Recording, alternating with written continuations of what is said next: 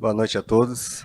Boa noite, senhor presidente, Osmar, demais vereadores, vereadoras, funcionários e munícipes que aqui estão presentes e nos acompanhando aqui pelas redes sociais. Eu fiquei muito agradecido quando o Renato me procurou e falou em nome da Câmara de Vereadores para que eu pudesse conversar um pouco sobre esse assunto. É um assunto que há algum tempo eu já venho me dedicando bastante e levantando uma bandeira que a gente precisa levantar, que é levar um pouco mais de informação para as pessoas. E isso é o que eu tenho feito desde o início desse ano, um projeto de passar nos municípios e tentar levar um pouco de ideias para que as pessoas possam procurar melhorar um pouco mais na forma de como tratar e de como conhecer um pouco mais sobre o autismo. Hoje eu não vou falar especificamente de autismo, vou falar de autismo, mas eu vou falar de uma coisa mais importante, que é o que nós precisamos, que é sobre reconhecer atrasos e sobre intervir precocemente. É sobre intervenção precoce. E o tema da minha palestra é Tempo é Neurônio. E eu espero que, no decorrer da palestra, vocês entendam o porquê desse tema. Tempo é neurônio. Enquanto a gente espera dias, meses, o cérebro infantil ele continua se desenvolvendo. E é intenso esse desenvolvimento na primeira infância, nos primeiros anos de vida. O nosso cérebro, ele forma conexões novas, minuto a minuto, segundo a segundo, intensamente nessa fase principalmente. Cada mês que passa importa. Cada dia que passa importa. Cada minuto que passa importa. E hoje eu gostaria que a gente deixasse os cargos de lado, deixasse a política de lado, e começasse a pensar como sociedade. Começasse a pensar como um grupo de pessoas que está disposto a fazer alguma coisa por essas crianças que precisam. Nesse momento tem uma criança que pode estar em casa, pode estar lá no hospital, pode estar numa praça, que ela tenta se comunicar, mas ninguém entende, ela não sabe falar. E essa criança pode ser, inclusive, filho ou neto de alguém que está aqui. E essa mãe já ouviu que cada criança tem seu tempo. Certamente essa mãe já ouviu que esse comportamento que essa criança tem, porque às vezes ela não consegue se comunicar e ela acaba tendo crises, é falta de limite. E certamente essa mãe já ouviu falar que na minha época isso não existia, que isso é modinha. E enquanto todos esperam, tempo é neurônio. Hoje a gente vai falar não só sobre autismo. Hoje eu quero falar com vocês sobre o neurodesenvolvimento, sobre um cérebro que está em construção nos primeiros anos de vida, sobre alguns sinais que a gente precisa ficar atento, como reconhecer e agir com clareza em relação ao autismo, e o coração dessa palestra, que é sobre a intervenção precoce, a importância da gente saber reconhecer precocemente e intervir, independente de diagnóstico. Nós não precisamos de um diagnóstico para intervir, porque nós temos um período de ouro para agir, que é a primeira infância. Se a criança tem atraso, ela precisa de intervenção. Ela não pode esperar uma consulta com um especialista, um encaminhamento para fazer terapia. Ela precisa ser atendida na unidade básica de saúde, reconhecida, ela precisa ser reconhecida na escola, ser encaminhada para avaliação e iniciar intervenção, porque tempo é neurônio. Eu vou falar um pouquinho sobre a importância e a responsabilidade da família, da escola, da sociedade e do poder público em relação aos cuidados que nós temos que ter com essas crianças. Porque isso aí não é obrigação só de um ou de outro. Se a gente está aqui unido, é porque todo mundo tem uma parte que precisa fazer. Sozinho, ninguém chega a lugar nenhum. E no tratamento do autismo, e na condução do autismo, também é assim. Neurodesenvolvimento. Por que é importante a gente saber sobre o neurodesenvolvimento? O que está acontecendo dentro desse cérebro, desde lá de dentro do útero? A gente precisa pensar que um cérebro infantil que está em construção é como se fosse uma cidade que está sendo construída. Cada estrada, cada curva, cada cruzamento, uma rua ligando a outra. Assim é a nossa rede de neurônios. Então esse cérebro, ele vai passando por momentos de intensa produção de conexões neuronais.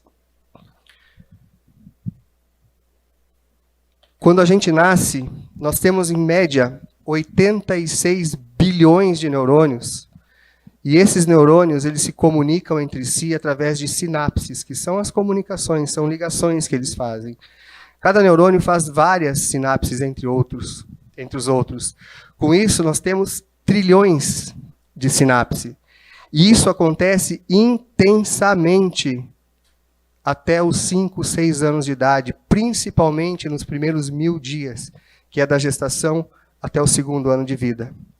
Então vejam a importância de a gente descobrir alguma coisa nesse período, descobrir um atraso e intervir. Não esperar um tempo para que cada criança tenha seu tempo. Isso não existe mais.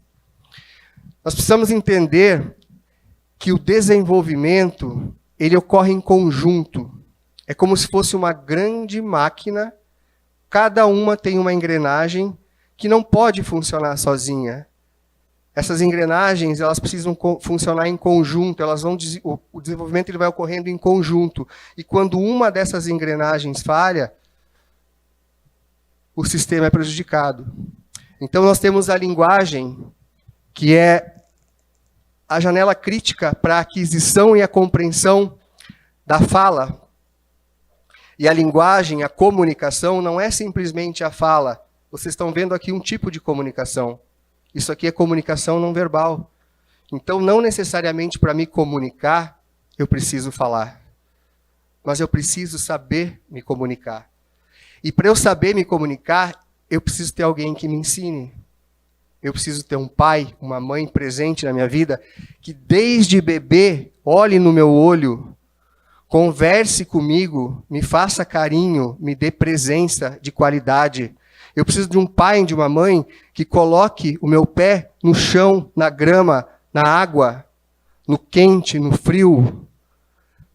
Porque o meu sistema sensorial, ele é altamente, está se desenvolvendo altamente nessa fase, nesse primeiro ano de vida. E quando a gente desenvolve o sistema sensorial, a gente desenvolve o sistema motor e assim vai indo. Um depende do outro. A interação social, que são as bases da empatia, da reciprocidade, do vínculo, eles são construídos principalmente nesse primeiro ano de vida. A nossa cognição, o controle das nossas emoções, tudo isso ocorre intensamente nos primeiros anos de vida. E se eu não tiver estímulo, se eu não tiver presença, isso não vai acontecer da forma que deve. Então, nós temos que parar de terceirizar as nossas crianças para televisão, para celular, para tablet, e nós precisamos ter presença, nós precisamos ter cuidado, nós precisamos ter amor, carinho, ensinar, educar, conviver com essas crianças. Se eu colocar esse bebê num bebê conforto, virado para uma televisão e for fazer as coisas do meu dia a dia, vocês acham que esse bebê vai aprender a se comunicar? Vocês acham que esse bebê vai aprender a interagir? Ele não vai interagir, ele não vai aprender. Ele até pode ter algum tipo de reação, mas não é a mesma coisa. O nosso cérebro, ele precisa de experiências, ele é moldado pelas experiências que a gente vive no dia a dia. Então, o ambiente da minha casa vai moldar o cérebro da minha criança. Se eu tenho um ambiente controlado, se eu tenho um ambiente organizado, o meu filho vai desenvolver de forma controlada, organizada. Se eu tenho um ambiente bagunçado, um ambiente com grito, com falta de atenção, com cada um por si, o meu filho vai ter problemas. Não estou dizendo que ele vai ter autismo, mas ele vai ter atrasos. O cérebro infantil, ele não espera. Ele desenvolve. E ele precisa ter estímulo certo. Por que que essa fase é tão importante? Essa primeira infância, até os 5, 6 anos. Por causa de uma coisa chamada neuroplasticidade. O que é neuroplasticidade?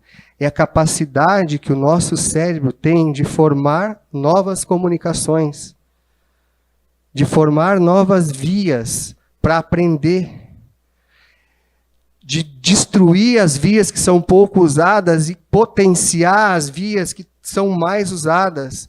Então eu preciso de estímulo para estar potencializando as vias da visão, da audição, do sensorial, da cognição, de tudo.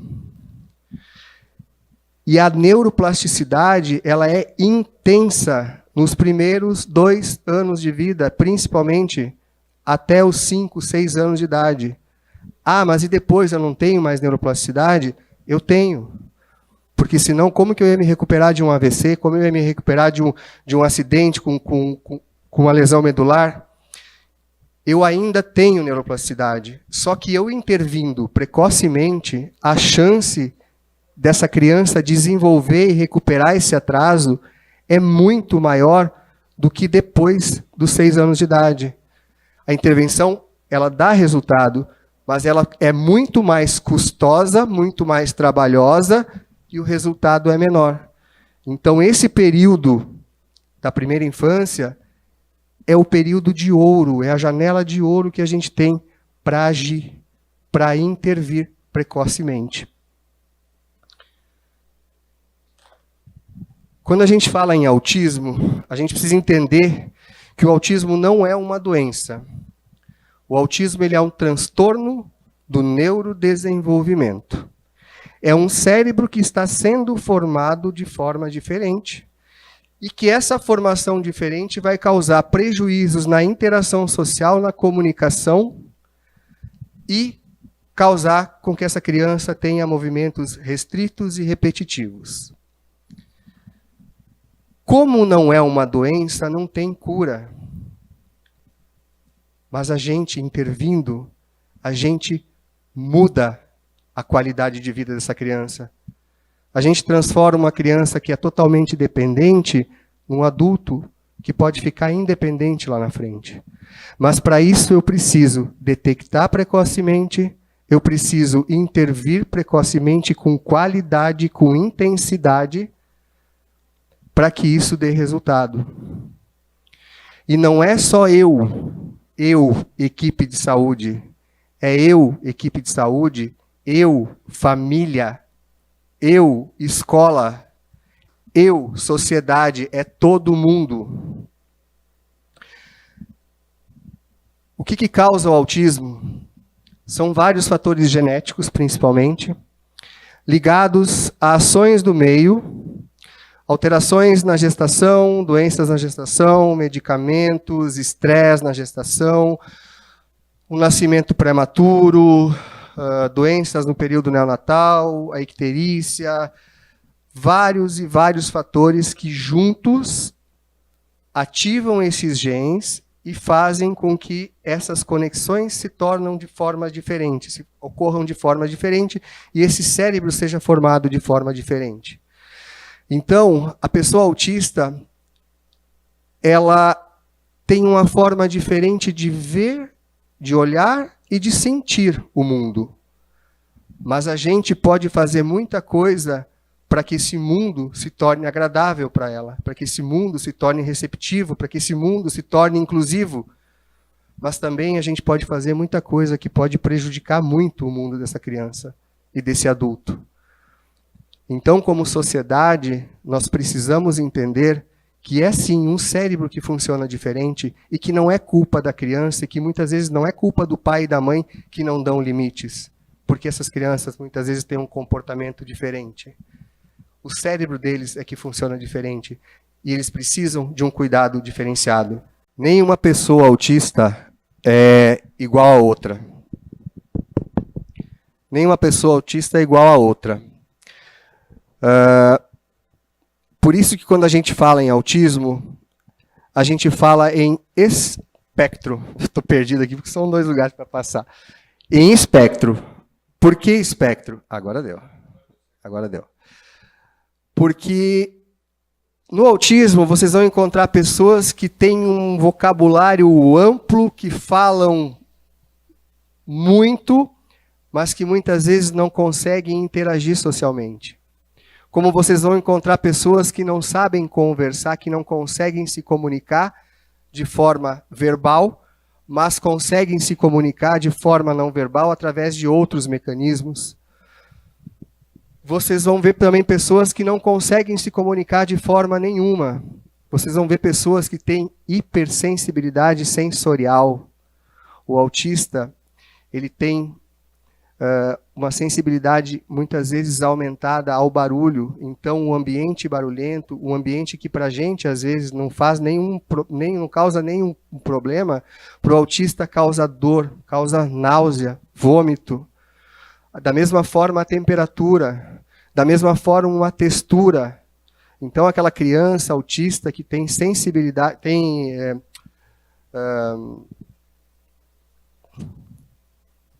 alimentar? Seletividade alimentar não é porque ela não tem fome. A seletividade alimentar do autista, da criança neurodivergente, ela é por hipersensibilidade. Eles não suportam a textura do alimento, ou o cheiro do alimento, ou a cor do alimento. Isso faz mal para eles, eles não conseguem comer. Então não é uma vitamina, não é um remédio para abrir apetite que vai melhorar. Ele precisa de intervenção, ele precisa de terapia ocupacional, ele precisa de um nutricionista que saiba lidar com hipersensibilidade sensorial. Da mesma forma, eles sentem, ou às vezes, mais dor que uma pessoa normal, ou menos dor que uma pessoa normal. Por isso que muitas crianças autistas se arrebentam no chão e a gente vê, eles estão felizes da vida, eles não percebem. Às vezes eles fraturam o braço e eles não sentem dor. Então, são várias características diferentes numa mesma condição. São pessoas que têm a mesma condição, mas não são iguais. Outra coisa, algumas crianças têm hiperfoco. Elas sabem muito, muito, e têm interesse intenso, restrito sobre um tema. E a gente pode usar isso para ajudar na evolução dessa criança. E falando em sinais, o que a gente precisa ser atento? Quantos professores estão aqui? Levanta a mão quem é professor. Olha que beleza. Equipe da saúde. Tá jóia. A gente precisa saber identificar alguns sinais. Não só de autismo, mas de atraso do neurodesenvolvimento. Mas falando especificamente em autismo, o que chama atenção em uma criança, numa sala de aula, ou na própria casa da gente, ou se a gente vê, conhecer alguém que possa ser assim, que a gente oriente essa família, que procure ajuda o mais rápido possível para que possa ocorrer uma intervenção precoce. Uma das principais causas de procura por suspeita de autismo é o atraso na fala ou da linguagem. Então, o bebê, com 2 meses, 3 meses, ele começa a emitir sons, ele começa a tentar se comunicar. Mas ele precisa de um adulto que esteja ali conversando com ele, chegando perto, fazendo ele sorrir. Depois, com 6 meses, esse bebê vai começar a soltar algumas consoantes ligadas com vogal, dá, bé, bá. Depois, com 9, 10 meses, esse bebê vai começar a juntar essas sílabazinhas, bebê, babá, dadá, mamá. Até que próximo de 1 ano, essa criança começa a falar alguma palavrinha já com significado, mamãe, papai, água, vovó, au-au, se referindo ao cachorro. e depois de 1 ano e 6 meses, esse vocabulário já começa a explodir para 50, 60 palavras. Com 3 anos, essa criança já está formando pequenas frasezinhas, juntando uma palavrinha na outra, e assim vai desenvolvendo. Então, uma criança de 1 ano que não fala, uma criança de 1 ano que não solta uma palavrinha, ela precisa ser avaliada, ela precisa ser investigada. Aquele bebê, desde pequeno, desde bebezinho, que não tem contato visual, o bebê, se a gente chega perto dele com 3 meses, ele já olha para a gente, ele sorri, ele acompanha com o olhar. Tem bebês que parece que estão no mundinho deles. As crianças de 6 meses, se você chamá-la pelo nome, se você olhar, ela vai saber que ela olha para você, ela conversa com ela vai brincar com você, ele está te olhando no olho. Criança que tem autismo, ela não olha no olho. Ela desvia, ela não sustenta. E isso prejudica muito nela aprender.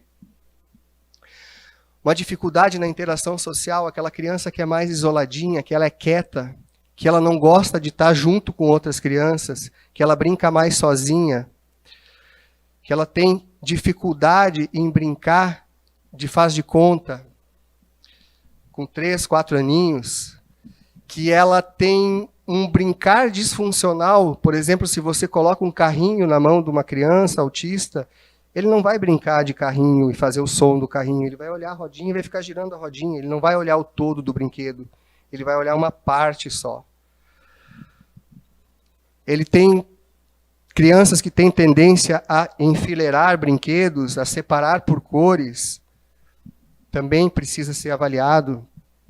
Crianças que fazem repetições, movimentos repetitivos, balançam as mãozinhas perto da cabeça, balançam a mãozinha na barriga, principalmente quando eles estão em alguma situação de estresse para tentar se regular. Um bebê que vinha conversando, que vinha soltando algumas palavrinhas, que está caminhando e, de repente, perto dos 2 aninhos, ele para de falar, ele para de caminhar, ele teve uma regressão, ele teve uma perda de habilidade. Essa criança precisa ser avaliada, alguma coisa não está certo aí. Aquelas crianças que têm dificuldade de mudança de rotina, de adaptação, choro para entrar no banho, choro para sair do banho. Aquela criança que está na escola, que ela precisa sentar sempre na mesma cadeirinha, e se você troca ela de lugar da cadeirinha, ela entra em crise.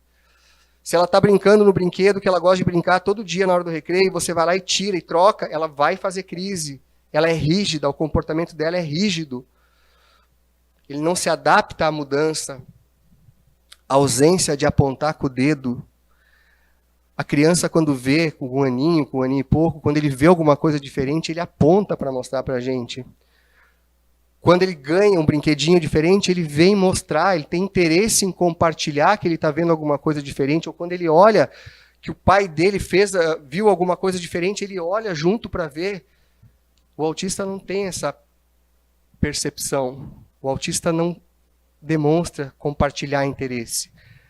Então, esses são alguns dos sinais que a gente precisa estar atento nas escolas, em casa. E eu não estou me atendo muito ao autismo, porque eu preciso falar de intervenção precoce e vocês vão entender por quê. Porque senão nós vamos ficar até amanhã de manhã aqui conversando. E eu tenho 45 minutos ou 1 hora, né? Então, o que a gente tem que entender é que nem toda criança que tem atraso tem autismo.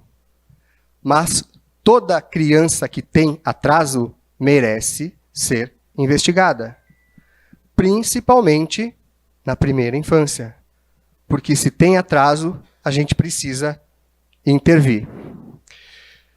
Como que eu posso detectar precocemente o autismo nas unidades de saúde, nas escolas? O profissional de saúde, ele precisa ser capacitado. Hoje em dia, o autismo está aqui. O profissional da educação, ele precisa entender, ele precisa ser capacitado para entender de desenvolvimento, para observar alguns atrasos e orientar a família a procurar ajuda. A escola tem uma importância fundamental nisso.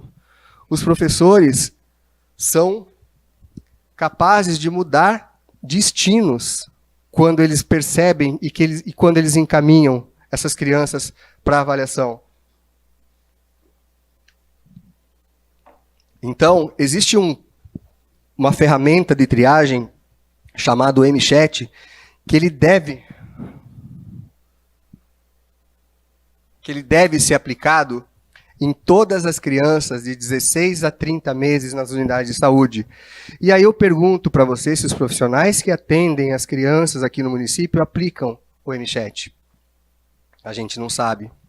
Se existe um protocolo, o Ministério da Saúde obriga, mas que não é feito, não é feito. Essa não é uma ferramenta que faz diagnóstico, mas ela tria. Dependendo do número de xizinho positivo ou negativo que a criança tem, ela precisa ser encaminhada para uma avaliação. Então, se a gente tria todas as crianças, a gente vai achar. Para vocês terem uma ideia, 1 a cada 31 crianças no último CDC de 2025 estão no espectro. Isso significa que se eu atender 32 crianças, talvez eu vou ter que atender um vai ter autismo. E se eu atender 32, alguma coisa está acontecendo, eu estou deixando passar. O MChat ele é presente na carteirinha de saúde da criança. O MChat está presente nos prontuários eletrônicos que são usados nas unidades de saúde. Eu não sei qual que é usado aqui em Assis, mas eu uso, em Iracema eu uso o PEC ele tem, e o de Brasilândia é eu não lembro qual que é o sistema, também tem o MChat para a gente estar fazendo. E ele já dá automático, você faz as perguntas para a mãe, você clica, pum, ele já, alerta, encaminha para avaliação. Ou para quem? Para o especialista ou para algum pediatra que tenha capacidade que tenha entendimento em fazer diagnóstico e acompanhamento. E uma coisa muito importante, que muitas vezes nós, profissionais da saúde, não damos atenção, que é a escuta ativa da família. A mãe percebe que tem algo errado com o filho. E a mãe, muitas vezes, fala na consulta. E muitas vezes ela escuta que ela está ficando louca, que ela está procurando doença no filho. Isso é uma realidade, porque profissionais não devem agir dessa forma. Se a mãe fala que algo está errado, investiga. Olha essa criança com atenção. Alguma coisa tem. Coração de mãe não se engana. Que bom que não tenha nada. Mas se a mãe fala, vai atrás. Alguma coisa tem. E aí, eu falo de intervenção precoce, que eu digo que é o coração dessa palestra. Porque muitas famílias chegam tarde. Não porque elas negligenciaram, não porque elas não amam os seus filhos, mas por causa disso aqui, falta de orientação. Ninguém sinalizou o caminho.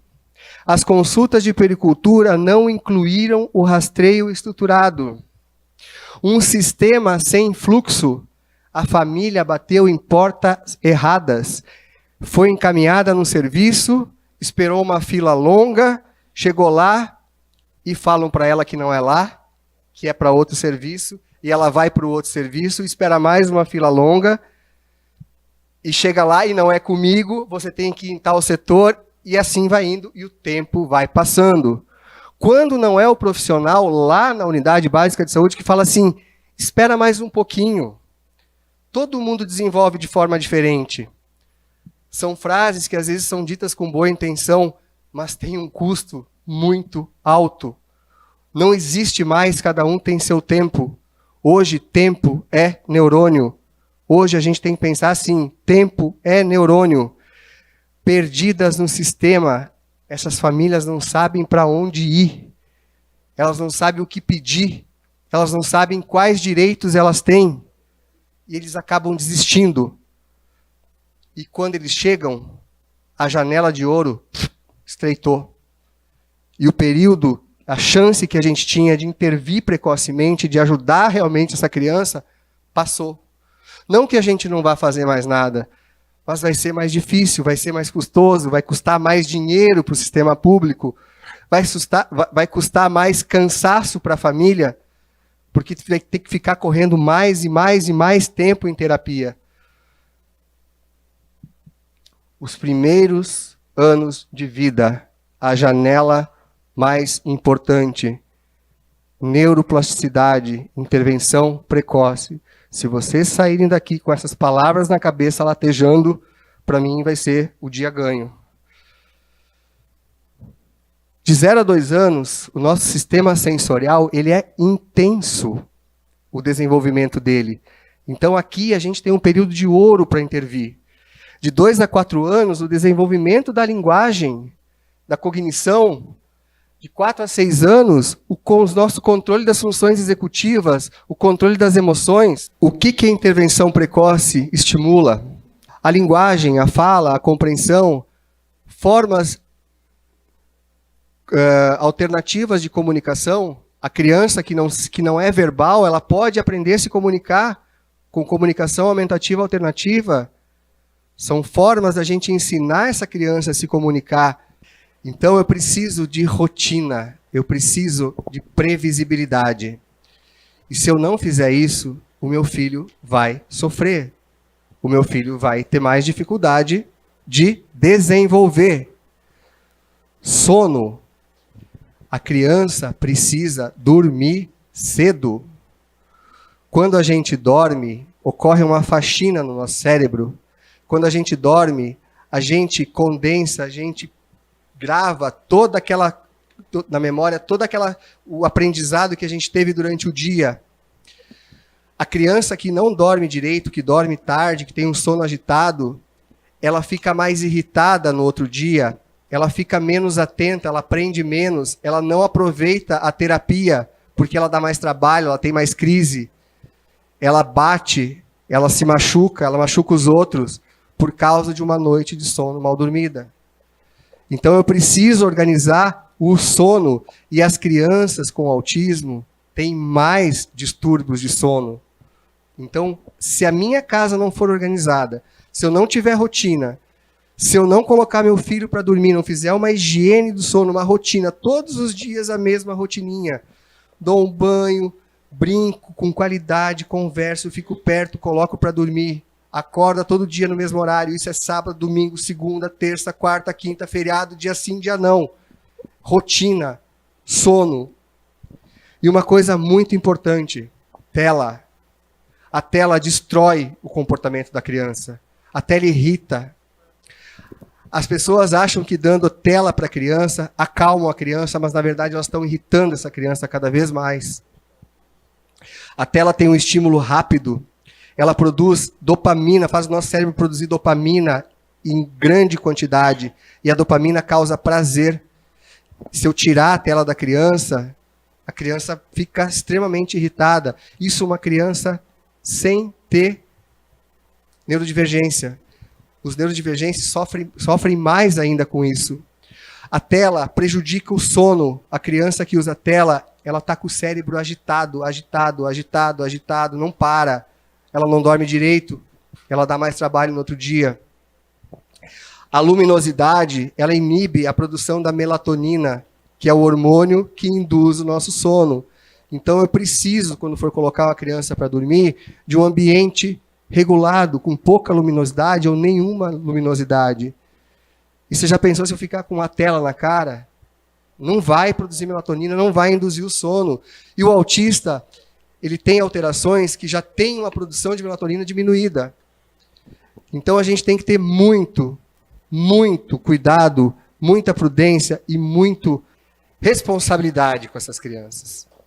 Se a família não fizer a parte dela em casa, não adianta colocar culpa em terapia que não funciona, em escola que não sabe lidar com o comportamento da criança, porque essa criança vai dar mais trabalho. Presença e brincar. A criança precisa de presença, de qualidade, de afeto, de carinho. Eu não posso chegar em casa, dar o celular para o meu filho, pegar meu celular e ir para o sofá, e o meu marido vai no celular lá na cama, no quarto. Não tem comunicação, não tem diálogo, não tem presença, não tem carinho. A criança precisa conviver, ela precisa se sentir amada, ela precisa se sentir presente nessa família. Isso ajuda ela a desenvolver, isso ajuda ela a entender.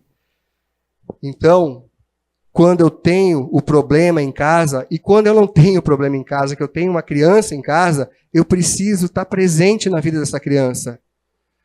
E hoje a gente não faz mais isso, hoje a gente só quer saber de terceirizar tudo.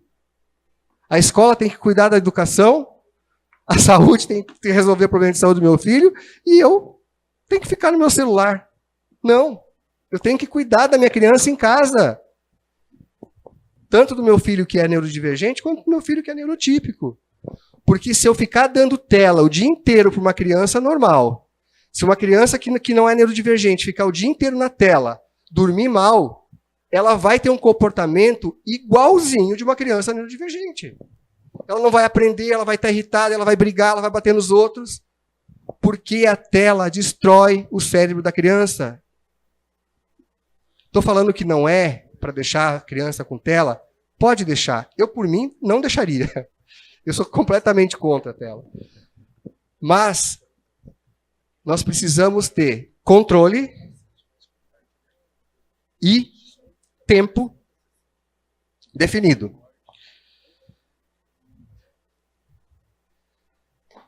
O que acontece dentro de casa importa muito mais do que a gente imagina. A gente falar com a criança, não apenas falar para a criança, a gente falar com a criança, pertencer. A gente criar oportunidade de troca. A gente criar oportunidade de espera, de obter uma resposta. O excesso de telas não estimula, muitas vezes substitui a interação humana, que é o que a criança precisa. A brincadeira como terapia, o brincar livre, o brincar de faz de conta com a criança, compartilhar presença, isso faz toda a diferença na vida dessas crianças. Presença de qualidade, não precisa ser integral, que seja 20 minutos por dia, mas sente com seu filho, olha no olho dele, conversa com ele, dá atenção, pergunta como foi o dia na escola. Faça essa criança se sentir pertencente. Não terceirizem essas crianças para as telas. Convivam com elas. A terapia mais poderosa continua acontecendo dentro de casa. E outra coisa que a família precisa fazer em relação ao autismo. Eu preciso saber sobre autismo, entender sobre autismo, entender sobre as terapias que estão sendo feitas com os meus filhos. Eu preciso participar do tratamento do meu filho, porque eu preciso complementar. Uma criança precisa de muitas horas de terapia ABA por dia, e não é possível fazer tudo dentro de uma clínica. Então eu tenho que aprender alguma coisa para eu poder aplicar dentro da minha casa. Eu tenho que participar da terapia para entender, o terapeuta me ensina de que jeito eu posso aplicar isso no dia a dia lá em casa, para que eu possa continuar ensinando a minha criança. Da mesma coisa, a criança que tem atraso de fala com o fonoaudiólogo, eu preciso continuar o tratamento em casa, conversar com calma, olhando para essa criança, movimentando minha boca, falando as coisas de pouco em pouco. E isso eu preciso participar, eu preciso estudar, eu preciso entender como fazer para eu poder ajudar. Porque se eu não fizer isso, o meu filho não vai ter o tratamento que ele precisa ter. Hoje a gente sabe que a gente não tem tantos profissionais que possam atender toda essa demanda. O tempo é pouco. Se for pagar particular, muitas vezes a gente nem em clínica particular a gente consegue tempo e é muito caro. Então, se a gente não procurar estudar, aprender para poder ajudar a criança em casa, fica mais difícil. Mas isso ocupa tempo, dedicação. E às vezes a gente esquece disso. A gente acha melhor colocar a culpa em alguém. Se a criança não está evoluindo, é culpa da terapia. Se a criança não está evoluindo, é porque eu não consegui consulta, porque eu não consegui terapia. Não, eu posso fazer o básico bem feito em casa. Eu posso estudar, eu posso aprender. E tem muito curso gratuito na internet. Só que precisa ficar ali, estudando, aprendendo, indo atrás. E eu pergunto, vão atrás? Então, tem direitos, tem muitos direitos, mas tem responsabilidade também. Opa, desliguei. Deixa eu ver aqui que é o próximo. A escola. A mesma coisa eu falo da escola. Já falou de novo? O professor, hoje, o professor precisa aprender sobre autismo, sobre neurodivergência, sobre atraso. Hoje em dia, em cada sala de aula tem 2, 3, 4, 5 crianças. Então a escola também precisa fazer a parte dela. Além do professor ficar atento para conseguir detectar precocemente um atraso, chamar essa família para conversar, saber a forma de falar com essa família para não agredir, porque quando a gente vai falar do filho de alguém, a pessoa já vem com pedra na mão. Então, existe todo um treinamento que precisa ser feito. Os professores hoje, eles fazem muito, só que eles não têm treinamento. Eles fazem o que eles conseguem fazer.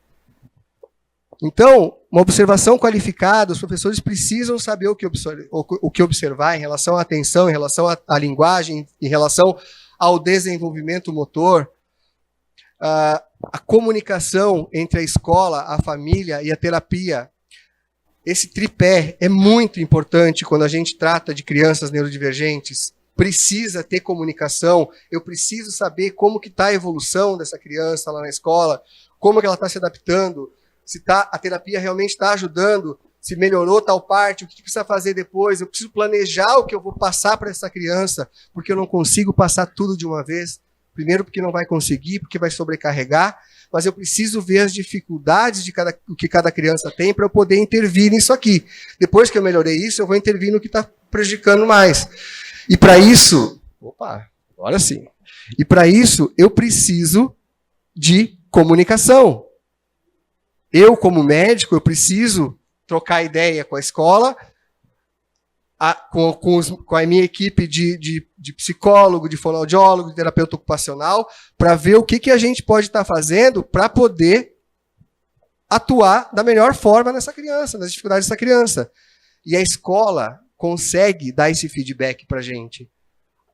A escola pode observar se essa criança está melhorando ou não, fazer relatórios, fazer reuniões com a equipe, para a gente poder ter um feedback. E a escola precisa saber incluir e não colocar junto. Inclusão é equidade, não é igualdade. Não adianta eu simplesmente pegar uma criança neurodivergente e falar que ela tem que estudar numa escola regular e colocá-la lá dentro. Eu preciso preparar o ambiente para essa criança, por causa da hipersensibilidade sensorial que ela tem. O barulho, a temperatura, a mobilidade. Essas crianças, muitas vezes, elas têm hipotonias, caem mais, elas são mais agitadas.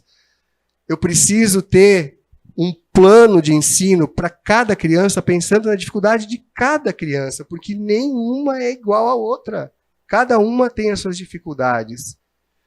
Então, tudo isso precisa de interação, de comunicação, para que a gente realmente possa incluir. E fazer uma avaliação numa criança neurodivergente não é a mesma forma que fazer uma avaliação numa criança que é neurotípica. Eu tenho que saber avaliar essa criança diferente. Muitas vezes eu tenho que sentar do lado na prova, eu preciso ler para essa criança, interpretar para essa criança, para que ela possa responder. Então, são várias coisas que precisam ser feitas em equipe. E cada um tem um papel fundamental. Os desafios que os professores enfrentam sozinhos na escola, a desregulação emocional, as crises sensoriais que as crianças têm, muitas vezes se jogam no chão, se batem, saem correndo, fazem fuga. E o professor, muitas vezes, que não está preparado para isso, o que ele vai fazer? Existem os ajudantes, existem os atendentes terapêuticos, mas todo mundo precisa saber sobre isso. A escola, a criança neurodivergente sofre muito bullying, e o bullying não é aquele bullying de pegar e colocar a cabeça na privada, não. É rindo dessa criança, é falando que essa criança não consegue copiar a tarefinha, falando que essa criança é atrasada, que essa criança é um debilóide, e assim vai por diante. Isso causa muito sofrimento na criança. Falta de suporte técnico. O professor quer ajudar, mas sem informação e sem rede de apoio, a sensação é de solidão e de impotência. E os professores estão aqui, me digam se não é verdade isso. Então não adianta chegar e colocar culpa na escola, porque a escola não está fazendo a parte dela, porque a escola não está tendo o apoio que precisa. Então o que a gente precisa fazer? A gente precisa trabalhar junto. A gente precisa buscar informação. O professor também precisa buscar informação. A escola pode ser o lugar onde a criança floresce, mas também pode ser um lugar onde ela se sente que ela é diferente.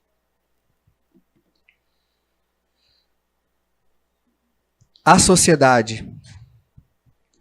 Quantas vezes a gente já não viu a cena de uma criança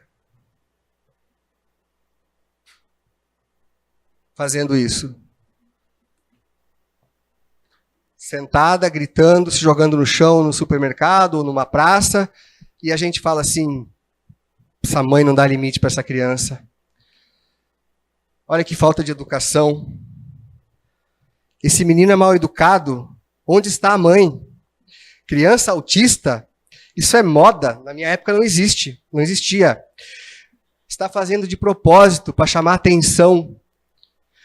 Nós, como sociedade, temos que entender que cada palavra dessa é uma faca no coração de uma mãe e que deixa uma cicatriz para o resto da vida, porque a culpa não é da criança, a culpa não é da mãe, é um cérebro que funciona diferente e que responde a pequenos estímulos de forma diferente. E que isso aqui pode ser pedir ajuda, porque de repente o cheiro da comida está ruim ali, porque de repente a temperatura do mercado está errado, porque de repente tem barulho que está incomodando ela. Por isso que essa criança está se jogando no chão. E a gente precisa entender isso, a gente não pode julgar. A gente tem que compreender. Inclusão começa na compreensão. O que uma sociedade inclusiva faz diferente? Ela educa antes de julgar. Ela oferece apoio ao invés de olhares. E ela cria ambientes acessíveis para essas crianças. E agora o papel do município. Eu não quero trazer problema aqui não, tá, gente? Mas o que eu vou falar aqui não é problema de Assis Chateaubriand. É problema do Brasil. É problema de várias regiões do mundo. É uma realidade nacional. Não acontece só aqui. Qual que é a realidade que a gente conhece? O que acontece no dia a dia dessas famílias? Filas longas, sem fluxo definido. Quem que é pai? Quem que é mãe? Levanta a mão. Estou certo ou estou errado? A família não sabe por onde começar. Cada serviço aponta para outro. E o tempo passa enquanto as pessoas tentam se organizar. Fragmentação entre saúde, educação e assistência social. 3 setores que deveriam trabalhar juntos ficam como ilhas, separados. Sem comunicação e sem um protocolo compartilhado. Estou certo ou estou errado? Ausência de rastreio sistemático. Me fala quem faz acompanhamento com o seu filho na unidade de saúde, onde o médico da saúde da família, onde o médico pediatra faz puericultura como deve ser feita, focando no desenvolvimento da criança. Ou vocês vão lá só para pesar, medir, pegar remedinho de anemia, vitamina D e tchau. Precisa treinamento para essa equipe. Profissionais sem capacitação específica. A boa vontade existe, mas sem formação técnica em neurodesenvolvimento, o olhar fica limitado. Então, vocês veem quanto problema a gente tem, e não é Assis Chateaubriand, isso aqui é Brasil. Não é só aqui. A gente precisa mudar isso. E os municípios podem mudar essa realidade. Podem, basta querer. Não é barato, dá trabalho, precisa envolver todo mundo, porque sozinho ninguém faz nada. Mas tempo é neurônio. Essa ideia de um projeto que eu tenho pensado que não vai ser a solução dos problemas, mas se a gente pensasse que a gente pudesse, pelo menos tentar, o que a gente precisa construir junto?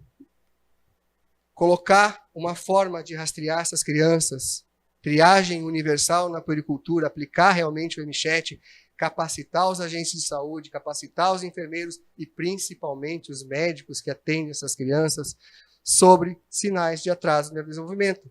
Porque eles vão precisar encaminhar, eles vão precisar tomar atitude que não estão tomando hoje, que é encaminhar para intervir. Fluxo. Nós precisamos de um protocolo claro da suspeita ao cuidado, integrando a saúde, a escola e a assistência social. Intervenção. Início do cuidado antes do diagnóstico. Gente, eu não preciso de diagnóstico fechado para intervir, porque tempo é neurônio. Se tem atraso, eu preciso intervir. Então eu não tenho que esperar essa criança passar por um neurologista pediátrico lá daqui 6 meses, 12 meses, ou sei lá quanto, para eu ter um laudo na mão para eu encaminhar essa criança para uma terapia que vai demorar mais 6 meses, 10 meses, 12 meses. Olha o tempo que está sendo perdido. E essa criança chega numa fila, fala, não é aqui, você vai lá para o outro chega no outro. A família desiste. Porque está desorganizado e a gente precisa organizar. Eu não estou dizendo que isso seja a realidade exclusiva daqui, não é. Mas é o que as famílias enfrentam. Capacitação, formação contínua de professores. Professores têm que ser capacitados. Médicos, gestores têm que ser capacitados. Cultura e acolhimento. E principalmente, isso que eu falei, o diagnóstico não deve ser barreira para iniciar cuidado. Hoje, a criança espera o diagnóstico para começar qualquer intervenção. Isso demora meses. A janela estreita com o passar do tempo. A janela de ouro se perde. Depois, o gasto é muito maior e o prejuízo é muito maior. O modelo que a gente precisa. Suspeita clínica já autoriza o cuidado imediato. Suspeitou, tem atraso, intervém. Intervenção precoce. E a ideia não é só para autismo isso. A ideia é para atraso de desenvolvimento. Qualquer criança com atraso tem atraso, intervém, não espera diagnóstico. Vai, enquanto isso, avaliar, vai fazer diagnóstico, vai, mas já intervém. Mas para isso a gente precisa aumentar o número de funcionários, de equipes, de profissionais, para que a gente consiga fazer algo que realmente dê resultado. Quando o sistema se organiza em torno da criança e não em torno do diagnóstico, os resultados mudam radicalmente. O que o município pode implementar? Identificar. Rastreio universal na atenção básica com ferramentas validadas. Esse MChat, ele é para crianças de 13 a 16 a 30 meses. Onde eu faço parte da certificação Thiago Castro, a gente está fazendo vários trabalhos científicos e o meu grupo, nós estamos desenvolvendo uma ferramenta de triagem para 18 meses. Então a gente vai mandar para avaliação, e depois, quem sabe, vai publicar, e quem sabe Assis Chateaubriand vai aparecer aí no cenário nacional, ou até mundial, quem sabe. Então a gente precisa identificar, rastrear, acolher. A gente tem a suspeita, tem o diagnóstico, a gente precisa recepcionar essas famílias com escuta e com orientação. Essa família precisa ser orientada, ela precisa ter um fluxo para seguir. Olha, daqui você vai para lá, de lá você vai para lá e de lá você vai para lá. Não adianta essa família vir bater para um vereador, o vereador vai para o prefeito vai para o secretário de saúde, para a assistência social e não consegue fazer o que tem que fazer. Um fluxo claro e célere entre unidade básica de saúde, especialidades, escola e assistência social. Intervir. Cuidado multidisciplinar iniciado antes do diagnóstico formal. Todas essas crianças talvez nunca lembrem dos nossos nomes, mas elas viverão as consequências das decisões que nós podemos começar a tomar hoje. Então, vocês têm o poder de começar a cobrar isso, de a gente ir atrás e tentar estruturar, melhorar o que já vem tentando ser sido melhorado e implantado. A gente sabe de toda a dedicação da Secretaria de Saúde, da Secretaria de Educação, mas a gente precisa organizar isso. A gente precisa realmente fazer a diferença. E a gente precisa se unir para isso. Independente de política, a gente tem que pensar na comunidade. Investir em neurodesenvolvimento infantil não é gasto, é construção de futuro. Tempo é neurônio. Obrigado.